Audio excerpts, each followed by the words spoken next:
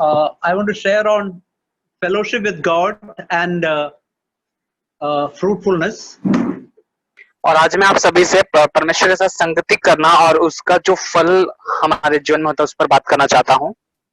The essence of practical Christian life is fellowship with God. और मसीही जीवन को व्यक्तिगत रूप से जीने का सबसे महत्वपूर्ण भाग यही है परमेश्वर के साथ संगति करना। If there is no 24/7 fellowship with God, that is not true Christianity.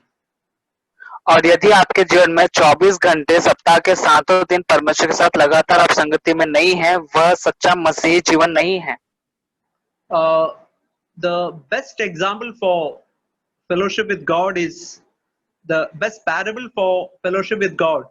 We can see in John chapter 15, where John chapter 15 verse 4 and 5, where John the apostle is telling about abiding in Jesus as a branch abides in a tree, abides in a vine. और परमेश्वर के साथ संगति कितनी महत्वपूर्ण और किस रीति से होना है, इसका सबसे बड़ा उदाहरण हम एक यूहन्ना की पुस्तक के 15वें अध्याय के उस दृष्टांत में देखते हैं, जहां पर चौथे वचन से आगे वचन में लिखा है कि जैसे डाली दाखलता में बनी ना रहे तो वह फल नहीं ला सकती। We can read in John chapter 15 verse 4 and 5, abide in me as I in you, as the branch cannot bear fruit of itself unless it abides in the vine. So neither can you unless you abide in me. I am the vine, you are the branches. He who abides in me and I in him, he bears much fruit. Apart from me, you can do nothing. यूहन्ना अध्याय 15 वचन 4 और 5, तुम मुझ में बने रहो और मैं तुम में, जैसे डाली यदि दाखलता में बनी न रहे तो अपने आप से नहीं फल सकती, वैसे ही तुम भी यदि मुझ में बने न रहो तो नहीं फल सकते। मैं दाखलता हूँ, तुम डालियां हो। जो मुझ में बना रहता है और मैं उसमें, वह बहुत फल फलता है, क्योंकि मुझसे अलग होकर तुम कुछ भी नहीं कर सकते। The word abiding means having a permanent address in it, or we can say living in it 24/7. Just like a branch is connected to the tree 24/7. और यहाँ पर हम इस शब्द को जो पढ़ते हैं बने रहना, बने रहने का अर्थ यह होता है कि एक स्थायी पता होता है। जैसे हम देखते हैं उस डाली को कि वह डाली 24 घंटे सप्ताह के 7 दिन उस पेड़ से जुड़ी हुई रहती है। It does not mean that we only after we come to a life without sin that we abide in Jesus. No, even a new believer can abide in Jesus. और यह ऐसा नहीं है कि यदि एक विश्वासी पाप से पूरी तरह से मुक्त हो जाएगा, सारे पापों से, तभी वह यीशु मसीह में बना रह सकता है। एक नया विश्वासी भी यीशु मसीह में बना रह सकता है। A new believer may fall into sin often, but the most important thing is, as soon as the Holy Spirit convicts of it, as soon as we know that we have fallen, quickly to repent and ask forgiveness, get back into fellowship with God. और जैसे यदि कोई व्यक्ति नया विश्वासी भी हुआ है और हो सकता है कि वो बार बार बहुत जल्दी ही पापों में गिर जाता हो, लेकिन जैसे पवित्र आत्मा उसे एहसास दिलाते हैं उसके पापों का, वह तुरंत पश्चाताप करे, परमेश्वर के पास क्षमा मांगे, मन फिराए और उठकर खड़ा हो जाए और इसी रीति से वो परमेश्वर में बना रहे। He may fall maybe after 5 minutes again, but especially in the beginning stages of a Christian life, falling is so often. But what we have to do is quickly get up, repent of it, turn back from it, get back into fellowship with God. और हो सकता है कि नया विश्वासी अपने जीवन के शुरुआती स्तर में, मसीह जीवन के शुरुआती दिनों में वो बार बार उन्हीं पापों में, उन्हीं गलतियों में गिर रहा हो, लेकिन वह परमेश्वर के पास जाकर मन फिराए, क्षमा मांगे, पश्चाताप करे, उन कामों को छोड़ दे और फिर से परमेश्वर के साथ वह संगति में आ जाए। I want to make it clear that I'm not speaking here of deliberate or willful sinning. See, if you continue in deliberate or willful sinning, if you continue in it for quite some time, you can even lose salvation. That's not what I'm speaking of. और यहाँ पर मैं खुद जानबूझकर पाप करने के विषय में नहीं आपसे बात कर रहा कि यदि कोई व्यक्ति अपने मन ही से चाहता है कि हाँ वह इसे करना ही चाहता है और इस दौरान यदि आप ऐसा करते हैं, यदि आप जानबूझकर पाप करते रहे तो कुछ समय के बाद अपने आप उद्धार को भी खो देंगे। Many times we can slip maybe in our tongue, maybe in our eyes, maybe in our thoughts. But there, the best verse we have to remember is John chapter 1 verse 9, where it's written, if you confess your sin, God is faithful to forgive sin and to cleanse you from all unrighteousness. और हो सकता है कि हम अपने आंखों से देखने के विषय में ठोकर खाकर गिर जाए, या हमारे सोच विचार में या हमारी जबान से बोलने के विषय में हम गिर जाए पाप के अंदर, लेकिन हम अपने विषय में एक वचन हमेशा याद रखें, पहला यूहन्ना अध्याय 1 वचन 9, कि यदि हम अपने पापों को मान ले तो हमें अपने सारे पापों से धोकर शुद्ध करने, साफ करने में विश्वास योग्य और धर्मी है। John chapter 15 is a very good example of fellowship and faith. और यूहन्ना का जो 15वां अध्याय वो बहुत ही बड़ा और अच्छा उदाहरण है संगति और विश्वास का।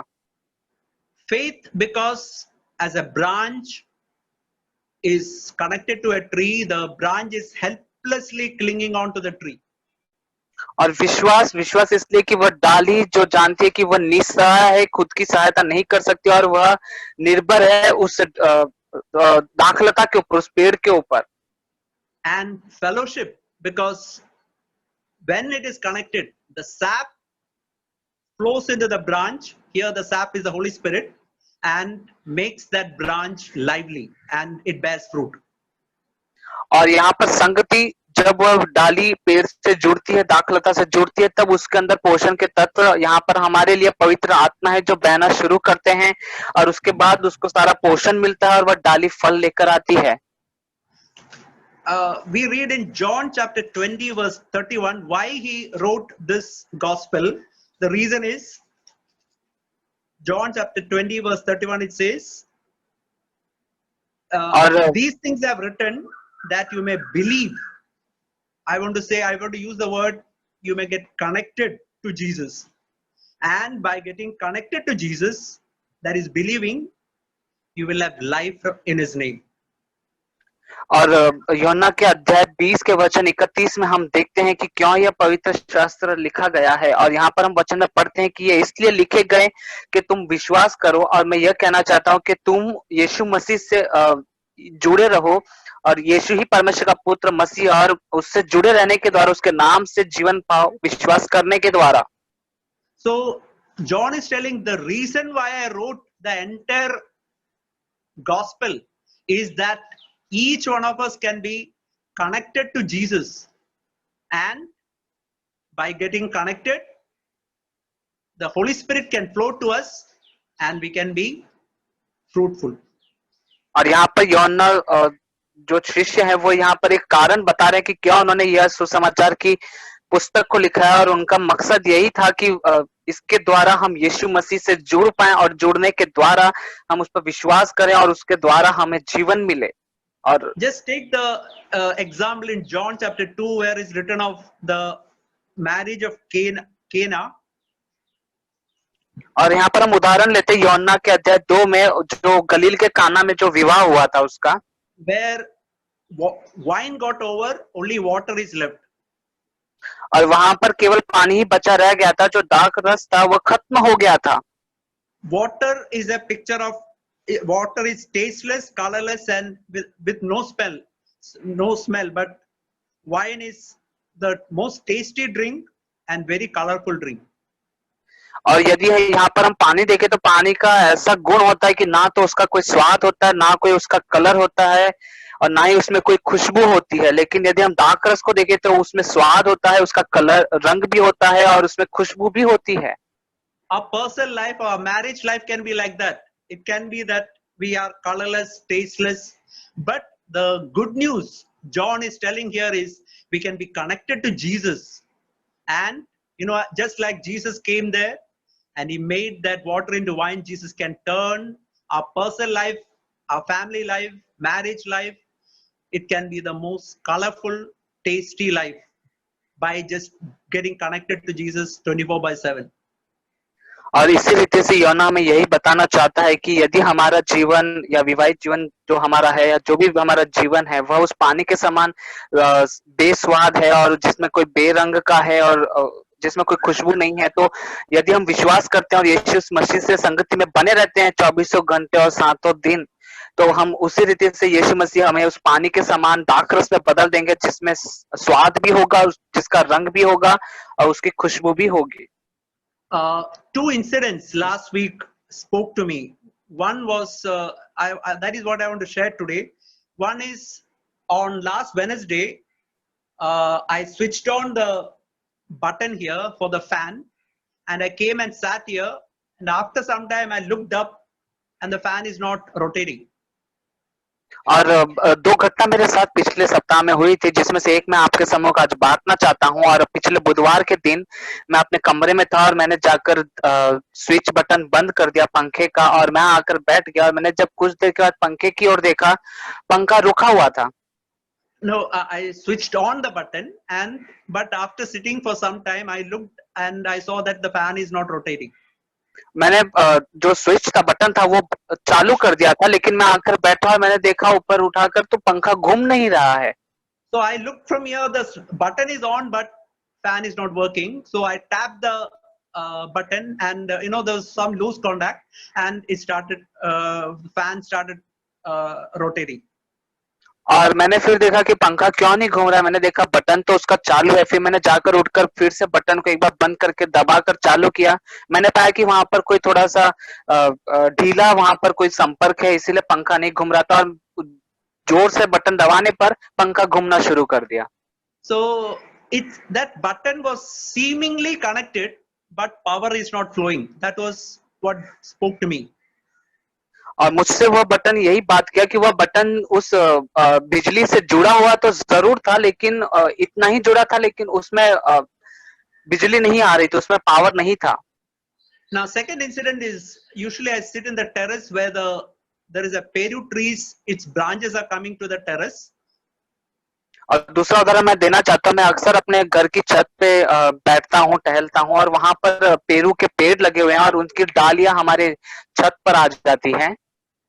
I've seen that there are so many branches in that tree which are connected to that tree, but they are dry as a bone. और मैंने देखा कि उस पेड़, जो पेरू का पेड़ है, उसमें कई सारी डालियां हैं और वो डालियां उस पेड़ से जुड़ी हुई है, लेकिन उन डालियों में बहुत ही सूखापन है, वो पूरी तरह से सूखी हुई है। So just like that button which I told you, here also there is a branch which seemingly connected, but life is not there. The sap is not flowing, so it is dry. और ठीक उसी प्रकार जैसे वो button जुड़ा हुआ तो था, लेकिन उसमें बिजली नहीं बह रही थी, इसलिए पंखा नहीं घुमा। और यहाँ पर भी ये डालियां पेड़ से जुड़ी हुई है, लेकिन उसमें जीवन नहीं बहता। But there are many other branches which are connected, which are fresh, not even one dry leaf, so many fruits. So there are really lively branches also, many lively branches also in that peru tree. लेकिन मैंने देखा कि उसी पेड़ में कई सारी दूसरी भी ऐसी डालियां हैं जो उस पेड़ से जुड़ी हुई है, और उसमें एक पत्ते तक सूखे हुए नहीं है, पूरी तरह से हरे पत्ते, और वह पूरी तरह से डालियां फलों से भरी हुई है। So I cut one branch to show you. You can see here is a stem, and this branch is connected fresh with very fresh leaves, but just the next branch you can see that is dry, and the next branch is again dry. Third branch you can see it's connected, another branch is connected, and peru is there. So this this is what I was sharing, just telling you. मैं आप सभी से यह दृष्टांत बताना चाहता हूँ कि देखिए, मैंने ये डाली आपके सामने लाकर तोड़कर रखी, और इसी एक ही डाली के अंदर उसके अंदर छोटे छोटे जो डालियां निकली हुई हैं अलग अलग, उसमें देखिए हरे पत्ते दिखाई दे रहे हैं, लेकिन उसी के बगल वाली डाली जुड़ी हुई है लेकिन सूखी हुई है, और उसके बगल की अगली डाली हम देखते हैं कि उसमें हरे पत्ते हैं, और उसके ऊपर हम देखते हैं कि उसमें हरे पत्ते और साथ में एक पेरू भी दिख रहा है। So first of all, I want to share about this type of dry branches, seemingly connected, but no leaf, no fruit. और देखिए यहाँ पर यह जो डाली है, यह जुड़ी हुई है उस पेड़ से, लेकिन वह डाली में वह जीवन नहीं है, वह सूखी हुई है। I also want to show you another thing. We have got here a snake gourd plant. Last time that snake gourd plant, it bore almost 80-90 snake gourds, but this time, the maximum size of these snake gourds were like this, just namesake fruits. और यह एक फल है स्नेगर्स, जिसकी हमारे यहाँ पर बहुत सारे उसके Padaval, Padaval. परवल का यह जो पेड़ है और परवल जो फल उसमें लगता है, और कई सारे पिछले वर्ष भी उसमें फल लगे थे, और मैं आपको यहाँ पर दिखाना चाहता हूँ कि ये देखिए इस बार जो इनके फल आए हैं। So just think of these three situations. First of all, dry branch, no fruit. Another namesake fruit, and another branch with many fruits. और मैं आपको यहाँ पर तीन उदाहरण आपके सम्मुख रख रहा हूँ कि आप देखिए उस डाली के अंदर जो पेड़ से जुड़ी हुई है लेकिन नाम के लिए उसमें जीवन नहीं है, वह सूखी है। दूसरी डाली जिसमें जो जुड़ी है लेकिन उसमें नाम के लिए केवल फल लगा है। और तीसरा जो है कि वह पूरी तरह से जुड़ी हुई थी और उसमें बहुत ही अच्छे फल लगे हैं। So we can see in John the Gospel many incidents where Jesus said of some people they believed in Jesus, which means they are connected to Jesus, but they are dry branches bearing no fruit. और योना का जो सुसमाचार है, यदि हम उसको ध्यान से अध्ययन करें तो वहां पर हम कई सारी बातों में घटना में ऐसा पाते हैं कि यीशु मसीह खुद कहते हैं कि कई सारे लोगों ने उन पर विश्वास किया और उन पर भरोसा रखा है, लेकिन वो ऐसे हैं कि जुड़े हुए हैं लेकिन उनमें जीवन नहीं है। We can first of all see in John chapter 2 verse 23 to 25 is written of some people who believed in Jesus beholding his signs, but in verse 24, chapter 2 verse 24 says Jesus was not entrusting himself to them because he knew all men, and verse 25 says he did not need anyone to bear witness concerning man, he knew what was in man. और यहाँ पर हम एक घटना यहाँ पर पढ़ते हैं योना के अध्याय 2 वचन 23 से 25 में, जब वो यरूशलेम में फसह के समय पर्व में था तो बहुतों ने उन चिन्हों को जो वह दिखाता था देखकर उसके नाम पर विश्वास किया। परंतु 24वां वचन, परंतु यीशु ने अपने आप को उनके भरोसे पर नहीं छोड़ा क्योंकि वह सबको जानता था। 25, और उसे आवश्यकता न थी कि मनुष्य के विषय में कोई गवाही दे क्योंकि वह आप ही जानता था मनुष्य के मन में क्या है। So here are some people who are just like this branch which is connected to this tree, seemingly connected, but what happens is Jesus knew there is something in their heart, and because of that something, the life is not flowing and is a dry branch. और यहाँ पर हम जैसे इस वचन में कुछ लोगों के विषय में पढ़ते हैं जिन्होंने यीशु मसीह पर विश्वास किया था, तो यहाँ पर मैं इस डाली का ही उदाहरण आपके सम्मुख रखता हूँ उन लोगों के लिए जो जुड़े हुए हैं उस डाली के समान उस पेड़ से, लेकिन उनमें जीवन नहीं है और वो सूखे हुए हैं। We can see another example in John chapter 8 verse 30. Here is written, Jesus spoke many things and many believed in him.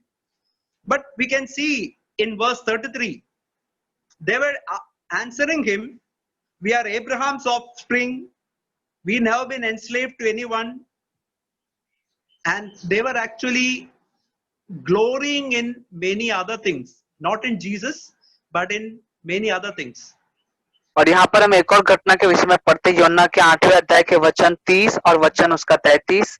वह ये बातें कह ही रहा था कि बहुतों ने उस पर विश्वास किया, और उसका 33वां वचन, उन्होंने उसको उत्तर दिया, हम तो अब्राहम के वंश से हैं और कभी किसी के दास नहीं हुए। और यहाँ पर ये लोग यीशु मसीह पर गर्व नहीं करते, घमंड नहीं करते, परंतु वो किसी और ही बातों में घमंड कर रहे हैं। So if we glory in our education, our beauty, our skill, or our preaching ability or musical ability or Bible knowledge or worldly knowledge, we glory in any of these things, it seems as though we can be connected to Jesus, but the heavenly sap will not be flowing to us and we'll soon become like this dry branch. और यदि हम अपने जीवन में हमारे सांसारिक ज्ञान के विषय में या हमारे पास परमेश्वर के वचन का ज्ञान है उसको लेकर या हमारी खूबसूरती और सुंदरता को लेकर यदि हम गर्व करते हैं या हमारी बुद्धि या हमारा वचन की शिक्षा देने का जो दान है उसको लेकर यदि हम घमंड करते हैं, तो यह ठीक उसी प्रकार है कि हाँ हम यीशु से जुड़े तो हैं लेकिन वह स्वर्गीय पोषण तत्व हमारे अंदर नहीं बहेगा। We can see another example in John chapter 12 and verse 42 is written, here are some other people who believed in Jesus. We see in John chapter 12 verse 42, some rulers believed in him. But because of the Pharisees, they were not confessing him. And verse 43, they loved the approval of men rather than the approval of God. और यहाँ पर हम और एक घटना को देखते हैं यूहन्ना के अध्याय 12वें और उसका 42 और 43 वचन। तो भी अधिकारियों में से बहुतों ने उस पर विश्वास किया, परंतु फरीसियों के कारण प्रकट में नहीं मानते थे, कहीं ऐसा न हो कि वे आराधनालय में से निकाले जाएं, क्योंकि मनुष्य की ओर से प्रशंसा उनको परमेश्वर की ओर से प्रशंसा की अपेक्षा अधिक प्रिय लगती है। So if we seek the honor of man, if we are happy that, say for example, elders are happy with us, we are seeking the approval of people, what happens is the Holy Spirit will not be able to flow to us. We'll be just like that dry branch. और यदि हम अपने जीवन में मनुष्य से आदर चाहते हैं, प्रशंसा और सम्मान उनसे चाहते हैं, और या मनुष्य से हम अपनी बातों के लिए सहमति चाहते हैं, या कलीसिया के जो प्राचीन और अध्यक्ष उनके सामने हम आदर सम्मान चाहते हैं, तो हम यीशु से जुड़े रहने पर भी हम उस डाली के समान होंगे कि उसमें पोषण नहीं होगा, सूखा हुआ रहेगा। In Galatians chapter 1 verse 10 is written, am I seeking the favor of men? Am I striving to please men? If I'm still trying to please men, I will not be a servant of God. और हम गलातियों के अध्याय 1 वचन 10 में पढ़ते हैं, अब क्या मैं मनुष्य को मनाता हूँ या परमेश्वर को? क्या मैं मनुष्य को प्रसन्न करना चाहता हूँ? यदि अब तक मैं मनुष्य को प्रसन्न करता तो मसीह का दास न होता। We can see another example in John chapter 6 where it's written that after Jesus speaking some very hard words, many disciples left him. और यहाँ पर हम यूहन्ना के अध्याय 6 में एक और घटना का उदाहरण देखते हैं जहाँ पर यीशु मसीह ने बहुत ही कठोर शब्दों में बातें की अपने चेलों से, और यीशु को कई सारे उनके चेले वहां से छोड़कर चले जाते हैं। But the 12 disciples, we can see in verse 69, they believed in Jesus, they were connected to Jesus. But he said of one of those disciples, verse 71, Judas, Jesus was telling that he was going to betray him. He was seemingly connected, but the life was not flowing to him. और यहाँ पर हम यूहन्ना अध्याय 6 के वचन 69 में देखते हैं कि 12 चेलों ने यीशु पर विश्वास किया और जान गए, और उसके 71 में देखते हैं कि यीशु मसीह कहते हैं कि तुम 12 में एक ऐसा व्यक्ति है जो मुझसे जुड़ा हुआ दिखाई देता है, लेकिन वह जुड़ा हुआ नहीं है, उसमें पोषण नहीं है, और वह यहूदा के विषय में था जो उसे पकड़वाने वाला था। So what was the problem with Judas? We read of him that he was pilfering money, he was a lover of money, and we can see in one incident where Jesus was at the house of Simon the leper, Jesus gently rebuked him, and that was boiling in his heart, and he went and betrayed Jesus. और हम यहूदा इस्करियोती के बारे में पढ़ते हैं कि क्यों उसने यीशु मसीह को पकड़वाया, क्योंकि उसके मन में हम देखते हैं पैसे से वह बहुत प्यार करता था, और वह उसका स्वभाव चोरी का था, वह यीशु के थैले से निकाल देता। और जब वो शमौन जो बुखार में था उसके घर पर जब यीशु उसके चंगा करने गए, वहां पर भी यीशु ने उसको डांट लगाई थी, जिसके कारण उसके मन में यह सारी बातें उबल रही थी। So if something is boiling in our heart, we have got some hurtful feeling, some unforgiving attitude in our heart, what somebody did to us is working in our heart, and we can say what happens is that that's life of the that is Holy Spirit cannot flow to our branch, and we'll become dry as a bone. और यदि हम हमारे जीवन में ऐसी कोई बात हो कि यदि किसी ने हमसे कुछ कहा हो जिससे हमारा दिल दुखा हो या हमें ठेस पहुंची हो, हमारी भावनाओं को ठेस पहुंचे, हम दुखी हुए हैं, और वह सारी बातें यदि हमारे मन में उबल रही हैं और वह कड़वाहट हमारे मन में भरी हुई है, तो हम उस व्यक्ति को यदि क्षमा करना नहीं चाहते तो पवित्र आत्मा हमारे अंदर, हम जो डाली हैं उसके अंदर वह पोषण तत्व नहीं देंगे, और हम जुड़े होने पर भी सूखे हुए हो जाएंगे। We can see one more incident. We can see in John chapter 11 verse 39 is written here. Jesus standing, Lazarus is dead for 4 days, and Jesus is standing next to the tomb where he was laid. और हम एक और उदाहरण देखते हैं यूहन्ना के अध्याय 11 के वचन 39 में 39 में यीशु ने वहां पर हम देखते हैं कि लाजर मर गया था और उसे कब्र में रखे हुए थे और 4 दिन बीत चुके थे और यीशु उस कब्र के बगल में खड़ा था। And Jesus said, remove the stone. You know, we know why Jesus said to remove the stone. It is to raise Lazarus. And but you know, we can see what Martha is telling. Martha is telling, Lord, by this time there will be a stench because he is already laid there 4 days. Now, Jesus was not telling to get the smell of, to remove the stone to get the smell of that dead bodies. No, he was telling to, he was intending to resurrect Lazarus. और यहाँ पर हम उसके 39 वचन में पढ़ते हैं कि यीशु मसीह वहां पर लोगों से कहते हैं कब्र के ऊपर से पत्थर को हटाओ, और यीशु मसीह इसलिए पत्थर हटाने के लिए कह रहे थे क्योंकि यीशु मसीह लाजर को फिर से जिलाने वाले थे। लेकिन वहां पर लोगों का मानना कुछ और ही था। वहां पर उसकी बहन मार्था आकर उससे कहती है कि उसे मरे हुए रखे हुए 4 दिन हो चुके और अब उसमें बदबू आ रही थी, और यीशु मसीह ने पत्थर हटाने के लिए इसने नहीं कहा कि उन्हें वो दुर्गंध को सूंघना था, उस बदबू को सूंघना था, उस मरे हुए शरीर को। Please remember who was standing by the next to that tomb. One who said, I am the resurrection and life. और आप देखिए कि इस घटना में कौन है वह व्यक्ति जो उस कब्र के बगल में खड़ा है। वही व्यक्ति है जिसने यह कहा कि पुनरुत्थान और जीवन मैं ही हूं। And to that person, Martha is telling, there will be a stench if you remove the stone. और ऐसे व्यक्ति को मार्था कह रही है कि प्रभु यदि अब तो 4 दिन हो चुके, अब उसमें से दुर्गंध आती होगी। We can see in verse 40, Jesus telling her, did I not tell you that if you believe, you will see the glory of God? और उसके 40 वचन में यीशु मसीह उससे कहते हैं, क्या मैंने तुझसे नहीं कहा था यदि तू विश्वास करेगी तो परमेश्वर की महिमा को देखेगी।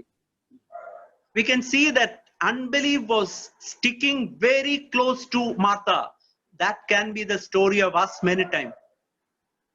और हम देखते हैं कि मार्था से कई सारे अविश्वास करने वाले जो लोग थे वह जुड़े हुए थे, और हम भी कभी बार हमारे विषय में ऐसा ही पाते हैं। See, in the same way, if unbelief is there, ruling in our heart, the Holy Spirit, the life of God will not be able to flow to us. और यदि हमारे मन में भी विश्वास नहीं हम कर पा रहे हैं तो पवित्र आत्मा हमारे अंदर नहीं बह पाएंगे, कार्य नहीं कर पाएंगे। And we can see today who is there inside us, the third person of Trinity. And maybe sometimes we may be fearful, we may be depressed, we may be discouraged, maybe we are defeated by pornography, or we are defeated for many years by depression. But remember who is standing, who is inside us, the third person of Trinity, and he's telling, remove the stone. And we can say, Lord, will I be completely free? Will these things go away from my life completely? No, unbelief can stick to us very close. और हमारे जीवन में भी हमारे साथ ऐसा ही हो सकता है कि हम हमारे जीवन में पापों से हारे हुए, कि हम अश्लील चीजों को देखने के विषय में या कोई सारी बातें होंगी हमारे जीवन में। और लेकिन आज हमारे भीतर कौन है? आज हमारे भीतर त्रिएक परमेश्वर का तीसरा व्यक्ति जो पवित्र आत्मा है वो हमारे भीतर वास करता है, और वो कहता है कि पत्थर को हटाओ, और वही है जो हमारे अंदर उस जीवन को जिलाएगा। लेकिन हम अविश्वासी बनकर अविश्वासी मन से कहते हैं, प्रभु मैं इससे कब बाहर आऊंगा, प्रभु मुझे कब इससे आजादी मिलेगी, मुझे कब छुटकारा मिलेगा, तो हम पवित्र आत्मा कार्य नहीं कर पाएगा। I want to tell you, my dear brothers and sisters, the third person of Trinity is inside us. If we get connected to him 24/7, he can completely change us. He can make us, there will not be a smell of fear or discouragement or depression in our life. और मेरे प्यारे भाई और बहनों, मैं आज आप सभी से कहना चाहता हूं कि परमेश्वर का पवित्र आत्मा, त्रिएक परमेश्वर का तीसरा व्यक्ति हमारे भीतर वास करता है और वह हमारे भीतर कार्य करना चाहता है। यदि हम उससे लगातार 24 घंटे सप्ताह के 7 दिन यदि हम उससे जुड़े रहेंगे। And I want to show you one person who was wonderfully connected to this tree, and that is the life of Jesus. और मैं आप सभी से एक व्यक्ति का उदाहरण देना चाहता हूं अंत में, और कि वह कैसे उस डाली से लगातार जुड़े रहा, संपर्क में रहा, संगति में, और वह यीशु मसीह है। We can see in this branch, in the same thing, there is one branch which is so lively, so full of leaves, fresh and very uh, full of leaves and we can say fruits. और मैं आपको इसी डाली का उदाहरण देना चाहता हूँ। इस डाली के अंदर एक दूसरी डाली जुड़ी हुई है जो पूरी तरह से पत्तों से भरी हुई है, उसके पत्ते हरे भरे हैं और उसमें फल भी हैं। We can see in John chapter 13, there is something written about Jesus which really touched my heart. और मैं आप सभी से यूहन्ना अध्याय 13 में एक बात कहना चाहता हूँ जिसने मेरे हृदय को बहुत छू लिया। We can see in John chapter 13, the second part is written, having loved his own who are in the world, he loved them to the end. He loved them to the uttermost. Verse 1, second part. Chapter 14, verse 1, second part. और यूहन्ना अध्याय 13 वचन 1 उसका दूसरा भाग हम देखते हैं, तो अपने लोगों से जो जगत में थे जैसा प्रेम वह रखता था अंत तक वैसे ही रखता रहा। In other words, there was the tremendous flow of Holy Spirit into his heart that he could love to such a tremendous extent. और हम यहाँ पर देखते हैं कि यीशु मसीह के हृदय में पवित्र आत्मा बहुत ही भरपूरी और बहुत तायत से बहती थी, इसीलिए वह इस रीति से प्रेम कर पाया। The reason is because we can see in the following incident, all the disciples were sitting for the Passover, and Jesus took that bucket, he took that towel, and he began to do the work of the lowest grade person in society. He was wiping their feet and was a slave to all these disciples. और हम यहाँ पर उसका उदाहरण आगे की घटनाओं में देखते हैं कि कारण क्या था यीशु मसीह का ऐसे कार्य करने के पीछे। और वहां पर हम आगे देखते हैं यीशु मसीह ने खुद बाल्टी ली, पानी लिया, कपड़ा लिया, तौलिया लेकर उन्होंने समाज का जो नीचा काम समझा जाता है वह काम किया, अपने चेलों के पैर धोए। And we can see in Jesus telling to them in chapter 13 verse 13 onwards, you call me teacher and Lord, you are right, for I am so. And verse 14, if then the Lord and teacher washed your feet, you ought to wash one another's feet. That means he is telling us, you ought to be slaves like that to one another. और यहाँ पर हम यूहन्ना अध्याय 13 के वचन 13 और 14 में पढ़ते हैं, तुम मुझे गुरु और प्रभु कहते हो, ठीक ही कहते हो, क्योंकि मैं वही हूँ। और यदि मैंने प्रभु और गुरु होकर तुम्हारे पांव धोए तो तुम्हें भी एक दूसरे के पांव धोना चाहिए। इसका अर्थ है कि आपको भी अपने दूसरे भाई और बहनों का दास बनना है। And he is telling in verse 16, truly I say to you, a slave is not greater than his master, neither one who is sent greater than one who sent him. If you know these things, you are blessed if you do them. Brother, which verse? 17 and 18. उसके 17 और 18 में हम 16 17 sorry. उसके 16 और 17 में हम पढ़ते हैं, मैं तुमसे सच कहता हूँ, दास अपने स्वामी से बड़ा नहीं और न भेजा हुआ अपने भेजने वाले से। तुम ये बातें जानते हो और यदि उन पर चलो तो धन्य हो। Jesus was a slave. That mentality of Jesus was he became a slave to the lowest grade job he was taking up. और हम यहाँ पर यीशु मसीह का उदाहरण देखते हैं कि उन्होंने सबसे नीचा काम करने के उस दास के स्वरूप को भी ले लिया। We know that a slave, he has no demands, he has no rights, he has no salary, he has no expectation. He is not expecting that others should appreciate him. He is not thinking that others should consult him. That is the mentality of a slave. और हम एक दास के विषय में पढ़ते हैं कि उस दास का कोई अपना मानवाधिकार नहीं होता, वह कोई आशा और उम्मीद नहीं लगाता लोगों से, वह नहीं यह आस लगाता कि लोग उसकी प्रशंसा करेंगे उसके कामों के लिए, उसकी कोई इच्छा, उसके कोई अधिकार नहीं होते। And we can see in verse 34, Jesus is telling, a new commandment I give you, that you love one another, even as I loved you, you should love. So what is that? What is that Jesus showed? You love one another by becoming like a slave.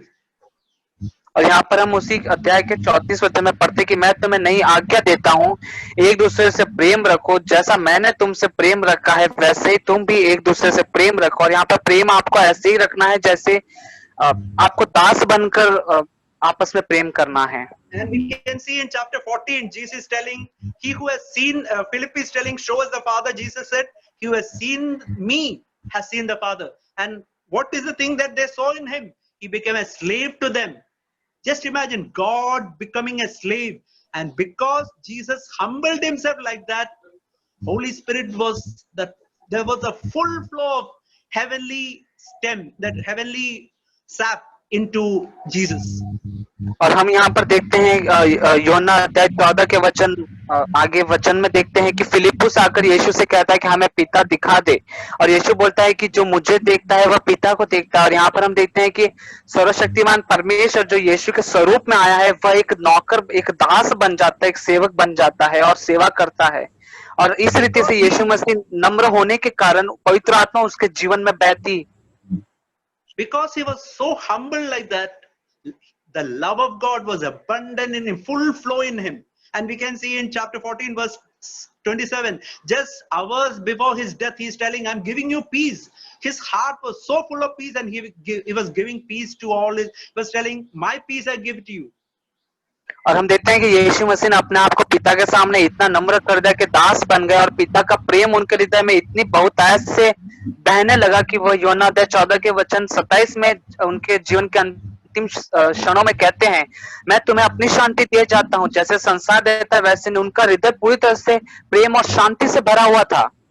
We can see in Philippians chapter 2 where it's written, have this mind in you. What is the mind? Jesus became Jesus who is God, who became a man, he became a servant, and he became a criminal.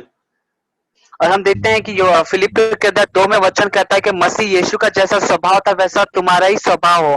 और वह स्वभाव क्या था कि परमेश्वर के स्वरूप में होने पर भी यीशु मनुष्य बना। मनुष्य बनने के बाद उसने दास का रूप धारण किया। दास का रूप धारण करने के बाद वह एक आरोपी, एक हत्यारे के रूप में वह मारा गया।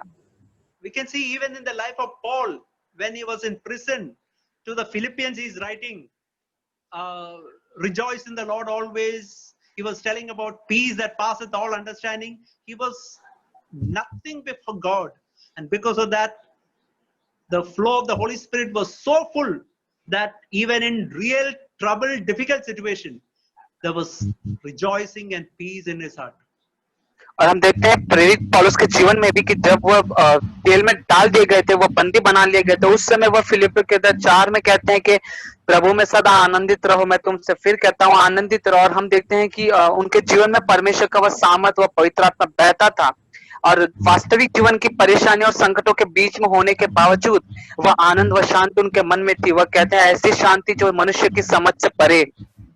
So if in difficult situation, when say for example like time like corona where so much difficulties are there, tensions are there, fear is there, now if we are having no peace and no full of tension, that shows that there is something blocking that flow of Holy Spirit into us. And if we really can become so humble and so lowly in our eyes and take the place of a slave in our life, then there will be a full flow of the Holy Spirit, and these things will just disappear from our life. और हम हमारे जीवन में देखते हैं कि हम हमारे चारों ओर तो कोरोना की परेशानियां और तकलीफें हैं।